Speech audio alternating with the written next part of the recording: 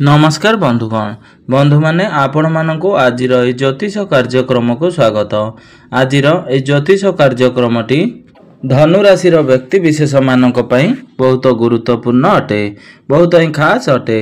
कारण आजिर वीडियो रे आमे माने जानिबा शनि जे राशि परिवर्तन करने को जाउछंती। शनि कुंभ राशि रो मीन राशि को गोचर करुछंती।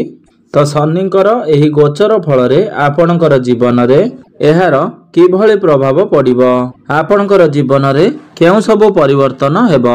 तो 2025 मसिया 29 तारीख मार्च मास शनि निजर राशि परिवर्तन करने को जाउछंती।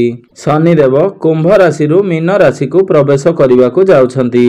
तेबे बंधु माने ज्योतिष शास्त्र अनुसार शनि देव गोटे राशि रे दीर्घ दिन धरी रही थांती, संपूर्ण 2.5 वर्ष रही थांती। शनि देवंकु न्यायर देवता एवं कर्म फलदाता बोली माना जाई थाए।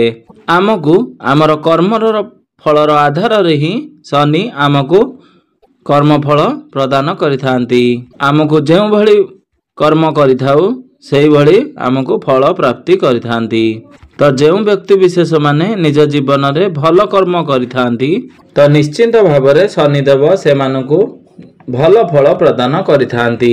एवं जो व्यक्ति विशेष माने निज जीवन रे खराब कार्य करि थांती तो शनिदेव से भली लोकंकु तांको कर्मर आधार रे ही दंड प्रदान करि थांती। तो बंधु माने वर्तमान शनिदेव मूल त्रिकोण राशि तथा कुंभ राशि रे विराजमान अछंती। मात्र 29 मार्च 2025 रे शनि मीन राशि अर्थात देवगुरुंकर राशि को विराजमान करिवे, जहा द्वारा एहार प्रभाव 12टी जांक राशि उपरे पड़िबा को जाउछि।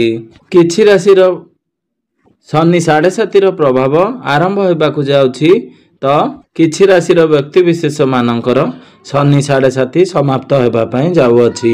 आउ किछि राशि रो व्यक्ति विशेष मानकर शनि 2.5 रो आरंभ हेउछि तो आउ किछि राशि रो व्यक्ति विशेष मानकर शनि 2.5 समाप्त हेउछि। तबे शनिकर एही गोचर फल रे धनु राशि रे शनि 2.5 रो आरंभ हेबा पई जाउछि। तबे ए जो 2.5 वर्ष रहिबो ए 2.5 वर्ष मध्य रे आपणकर जीवन रे केउ सब परिवर्तन हेबो, शनिदेव आपणक जीवन रे केउ भली प्रभाव पकाइबे से विषय रे आजिर ए वीडियो रे आमे माने विस्तार भाव रे जानिबा। तेबे बंधु माने वीडियोटी को आगो को बढ़िबा पूर्वरु जदि आपण मानकर भी धनु राशि होइताए तेबे वीडियोटी को स्किप न करी थरे मात्र शेष पर्यंत निश्चिंत देखंतु एवं वीडियो को गोटे लाइक करी चैनल टी को सब्सक्राइब कर दियंतु।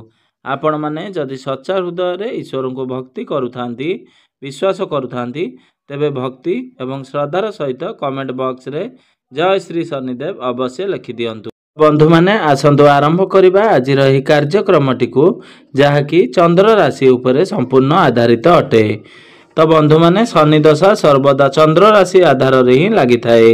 तो बंधु माने राशि चक्र रो 12 गोटी राशि मध्यरु नवम राशि हेउची धनु राशि। तो 29 मार्च 2025 को शनि आपणकर तृतीय भावरु चतुर्थ भाव को चलन करिवे। शनिदेव कुंभ राशि रु मीन राशि को गोचर करिबा द्वारा धनु राशि रे द्वितीय एवं तृतीय भावर स्वामी होई शनि आपणकर चतुर्थ भाव को गोचर करिवे।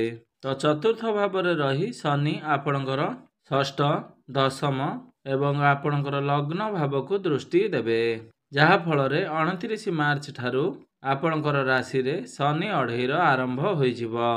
तो एहार प्रभाव रे कोनोसी कारणरू आपणकर परिवार रे मतभेद तथा मनांतर भली समस्या देखा देई पारे। आपणकर गृह बा परिवार रे कली झगड़ा भली समस्या देखा देई पारे। आपणको उपरे कार्यभार बढ़ी जिवो, आपणको उपरे प्रेशर अधिक रहिबो। यह सहित आपणको आपणकर कार्य क्षेत्र रे बड़ सफलता प्राप्ति हेबो। तो कुंडलीर चतुर्थ भावटी होई थाए समस्त प्रकारर भौतिक सुखर भाव एवं आपणकर मांकर भाव। तो धनु राशि व्यक्ति विशेष माने जदि यही समय रे कठिन परिश्रम करती तो निश्चिंत भावरे आपण को समस्तंकर भौतिक सुख प्राप्ति हेबो। आपण निजर परिश्रम बल रे समस्त सुख सुविधा को आपण पाखक आनी परिबे। तेबे मां सहित एही 2.5 वर्ष मध्य आपणकर संपर्क टिके खराब होई पारे किंबा आपणकर मांकर स्वास्थ्य बारंबार खराब हेबा कारणरू आपण अधिक खर्चांत मध्य होई पारंती। आपण भूमि किंबा जानवाहन ठारू केतेक अंशरे वंचित रही पारंती। एही समयर अवधि मध्यरे आपण टिके दयालु स्वभावर हेबे। आपण जीवंक प्रति दया एवं सहानुभूतिर भाव ए सबु देखा देई पारे। यह व्यतीत आपणकर वैवाहिक जीवन सुखमय रहिबो। तेबे ज्योतिष शास्त्र अनुसार शनिदेव को क्रूर ग्रह एवं पापी ग्रह बोली माना जाई थाए। तो शनि कौनसी व्यक्ति को निजर कर्म आधार नहीं फल प्रदान करिथांती। तेबे कौनसी व्यक्तिंकर कुंडली रे शनि खराब स्थिति रे थिबा कारणरू बा पीड़ित अवस्था रे रही थांती तेबे व्यक्ति को नकारात्मक परिणाम भोग करने को पड़ी थाए। मात्र यार विपरीत होउची जदि कौनसी व्यक्तिंकर जन्म कुंडली रे शनि उच्च स्थिति रे थांती बा स्वराशि रे विराजमान थांती बा मित्र राशि रे रहंती तेबे शनिकर एही गोचर समस्त व्यक्ति विशेष माननकु लाभ एवं सफलता प्रदान करिवो। आपणकर वैवाहिक जीवन सुखमय हेबा सहित आपण को अनेक प्रकार सुख मध्य प्राप्ति हेबा पई जाउछि। तो जदि आपणकर जन्म कुंडली रे शनि उच्च स्थिति रे रही थांती तो एही समय रे व्यक्ति रंकरु राजा हेबा पई मन बळाई थाए। एही समयर अवधि मध्य रे धनु राशि व्यक्ति विशेष मानक पाखरे उदार शांत धैर्य न्यायप्रिय आदि अनेक सकारात्मक गुण देखिबा पई मिलिबो। शनि चतुर्थ भाव रे रही तृतीय दृष्टि रे आपणकर षष्ठ भाव को दृष्टि देबे। तेबे बंधु माने कुंडली रे षष्ठ भावटी होई थाए रोग एवं शत्रुर भाव। तो एथिपई आपणकर शत्रु भय दूर हेबा पई जाउछि। एहा व्यतीत जदि आपणकर स्वास्थ्य जनित समस्या लागी रहितिला तो बहुत दिन धरी आपण गोटे रोग रे पीड़ित थिले तो सेथिरु आपण को मुक्ति मिलिबा को जाउछि। आपण निजको हेल्दी बोली मने करिवे। तो आपण जदि पूर्वरु धार करज किंबा ऋण करिथिले तो ऋणर भार आपणक उपरे बढ़ी बढ़ी चालुथिला। तो से ऋण करज को आपण सुझिबा पई आपणकर शत्रु भय दूर होई जिवो। तो चतुर्थ भाव रे रही शनि सप्तम दृष्टि रे आपणकर दशम भाव को देखिबे जहा फल रे आपणकर कैरियर रे सफलता प्राप्त करने को जाउछंती। तो कैरियर रे आपणकर स्टेबिलिटी आसीबो। तो आपणकर कर्म क्षेत्र रे मान सम्मान प्राप्ति हेबो। पूर्वरु आपणकर कैरियर को नहीं जहाँ भी किसी समस्या चलुथिला तो से सब मध्य आपणकर धीरे धीरे दूर होई जिवो। धीरे धीरे आपणकर धन संपत्ति रे वृद्धि हेबा सहित आपणको समस्त दिगरु सफलता प्राप्ति हेबा पई जाउछि।